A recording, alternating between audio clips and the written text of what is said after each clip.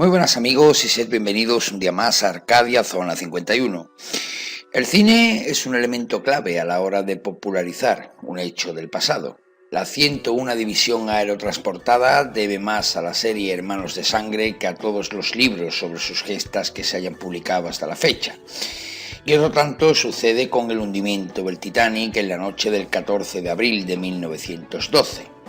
Con su largometraje estrenado allá por 1997, James Cameron dio a conocer un suceso sobrecogedor, pero alejado ya de la esfera popular. Sin embargo, tanto él como otros directores consiguieron también extender una serie de falacias sobre la tragedia que a 108 años de acaecerse todavía creemos, algunas basadas en mentiras forjadas hace ya más de un siglo.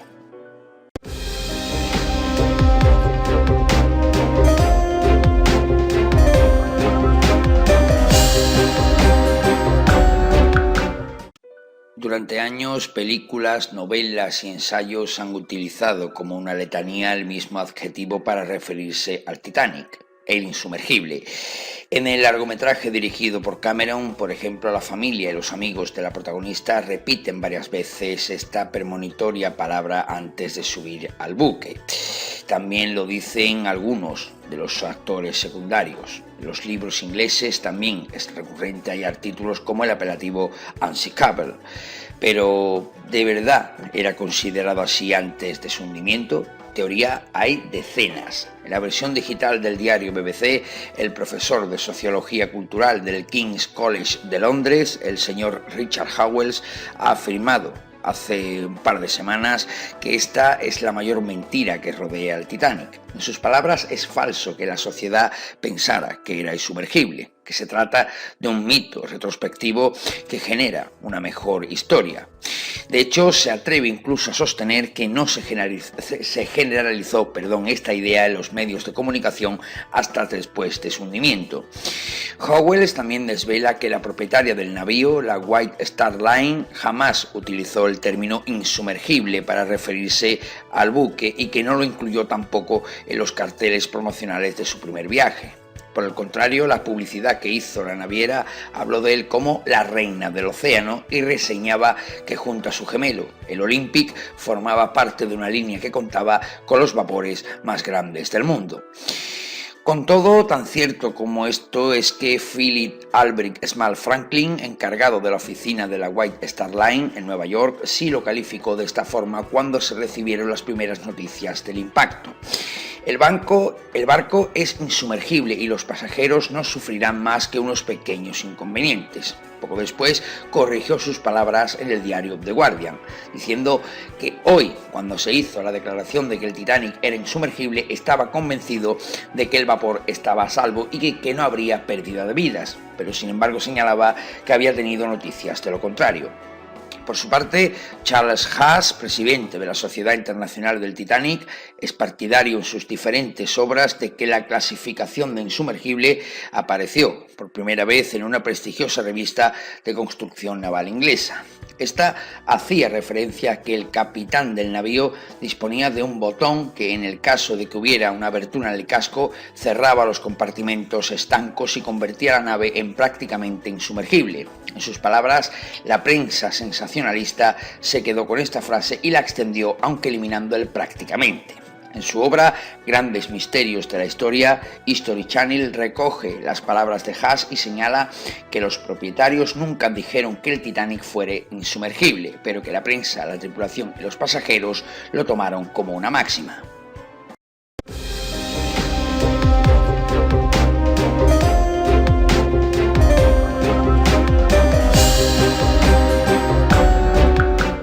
Otra de las ideas que se ha generalizado a lo largo del último siglo es que el Titanic era famoso antes de hundirse. En palabras del ya mencionado Howells, esta falacia no puede ser mayor, como bien demuestra el que después de que chocara contra el iceberg, los noticieros de la época no hallaran apenas material de archivo del mismo. Por el contrario, y siempre en palabras de este experto, el navío que atrajo todas las miradas fue su buque gemelo, el Olympic. Sin embargo, la historia se convirtió en un mito en cuestión de horas y obviamente a días del hundimiento. Valga como ejemplo para corroborar sus palabras que en España la primera noticia sobre el Titanic no fue publicada por el diario ABC hasta el 10 de abril de 1912 bajo el titular "El mayor transatlántico del mundo".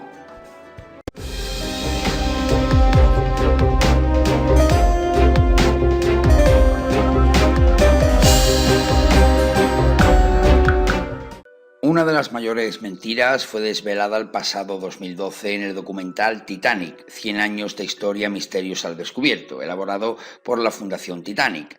En el mismo, Jesús Ferreiro, director del organismo, señalaba que es falso que las verjas que separaban a los pasajeros de tercera clase del resto fuesen cerradas en la fatídica noche del hundimiento. Esas verjas nunca estuvieron cerradas mientras el Titanic se encontraba en alta mar, aclaraba este señor en una entrevista al diario ABC. En sus palabras, tan solo se impedía el paso a través de ellas cuando el navío estaba amarrado en puerto y subían médicos a bordo para llevar a cabo inspecciones de sanidad.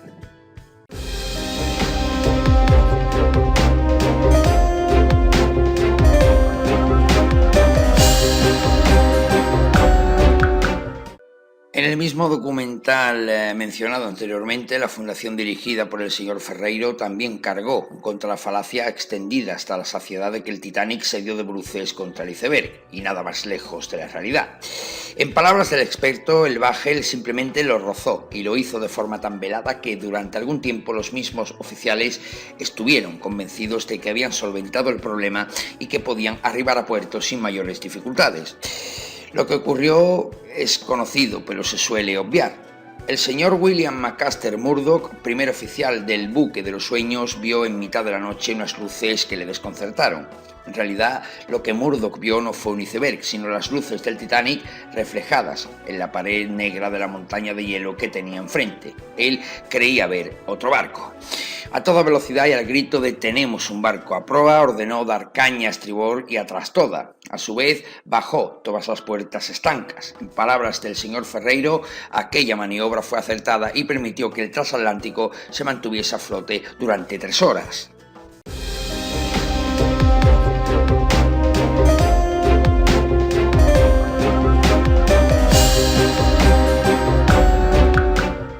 Una de las instantáneas más emotivas que James Cameron nos ha dejado para la posteridad es la de la banda del Titanic negándose a dejar de tocar mientras el buque se iba a pique, y en eso no falló. Fueron muchos los supervivientes que aquella noche escucharon cómo los 8 músicos contratados deleitaron a los pasajeros con su repertorio de 120 canciones, así como otras tantas más que se alejaban de lo establecido. En lo que no se ponen de acuerdo las fuentes es en la última balada que salió de sus instrumentos. Sin embargo, en varias películas y libros se ha repetido que fue la mitificada "Más cerca, oh Dios, de ti". La leyenda de que esta fue la última canción que tocaron antes de que el Titanic se hundiera fue extendida por un pasajero que lo desveló a un diario de la época tras sobrevivir al desastre. Sin embargo, y según explica Simon McCallum del British Film Institute en declaraciones a BBC, se suele obviar que el superviviente en cuestión salió del barco en un bote salvavidas mucho antes de que el transatlántico se fuese al fondo del mar. Cameron sabía esto, pero la idea, recuperada del largometraje A Night to Remember de 1958, le gustó tanto que prefirió mantenerla aún a sabiendas del debate que se iba a generar.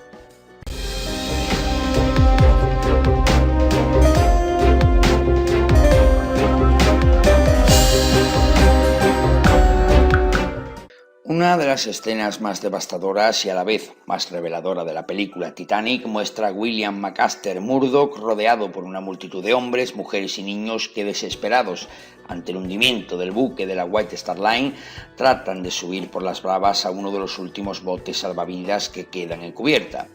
Superado y con los nervios a flor de piel, este marino, el primer oficial, enarbola su revólver y dispara a varios pasajeros para evitar que suban al lanchón y lo hundan. Segundos después, al ver el desastre que ha causado, apunta la pistola a su sien, aprieta el gatillo y dispara. La película generalizó sin duda la idea de que Murdoch prefirió suicidarse a enfrentarse a sus tristes acciones, y por si fuera poco, también le mostró como un corrupto que se dejó sobornar a cambio de permitir a algunos hombres subirse a los botes salvavidas.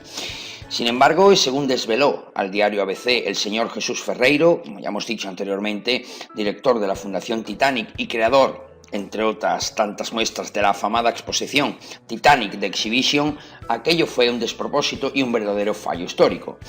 Ferreiro nos cuenta que Murdoch falleció al saltar sobre el pescante de uno de los botes salvavidas cuyas cuerdas se habían quedado atascadas. Rompió las cuerdas con un cuchillo, pero con el peso del bote lleno de personas recibió fuerte golpe en la cabeza que le ocasionó la muerte instantánea. No le falta razón al señor Ferreiro, ya que la misma sobrina de Murdoch cargó en 2006 contra el director por poner en tela de juicio los últimos momentos del marinero. Por su parte, el señor Ferreiro añade al diario ABC que el acusado James Cameron se vio incluso obligado también a redactar una carta pidiendo disculpas por manchar la memoria de este insigne marinero.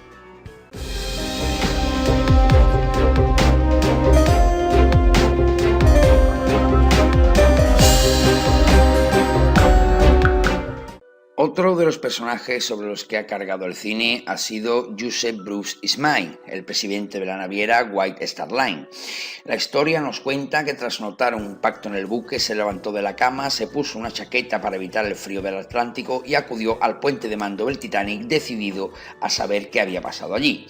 Allí fue donde se enteró de la triste noticia y a partir de entonces este personaje se dedicó a ayudar a la tripulación en todo lo que pudo, desde organizar a los pasajeros en cubierta hasta dirigir a los marineros que bajaban los botes salvavidas al océano.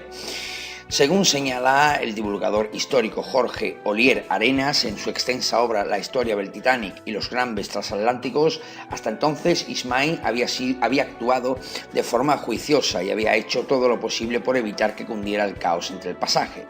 Sin embargo, eso cambió cuando sintió el triste abrazo de la muerte. En ese momento decidió ocupar un sitio en uno de los botes, aprovechando su poder. ¿Quién iba a reprocharle aquella actitud al hombre más destacable del Bagel aún en mitad de la catástrofe? Ismay, el hombre que había soñado con un palacio flotante capaz de enfrentarse a la Cunard, la eterna enemiga de la White Star Line, logró salvar la vida, aunque a un precio muy alto, eso sí, y es que en los siguientes meses la prensa cargó contra él acusándole de cobarde por no haber dejado su lugar a una mujer o a un niño. Por si fuera poco, tampoco le ayudaron los rumores que afirmaban que había presionado al capitán Edward Smith para aumentar la velocidad del barco. Todo ello para asombrar todavía más a sus competidores y a pesar de que se habían divisado icebergs en las mismas aguas que debían atravesar. Pues amigos, hasta aquí este vídeo de hoy, esperemos que os haya gustado y os pedimos que, si así ha sido, os suscribáis a nuestro canal, que nos deis pulgar arriba y compartáis con vuestros amigos para que esta gran familia del misterio siga creciendo. Recibid un enorme saludo desde Arcadia, os esperamos muy pronto en nuestro próximo vídeo.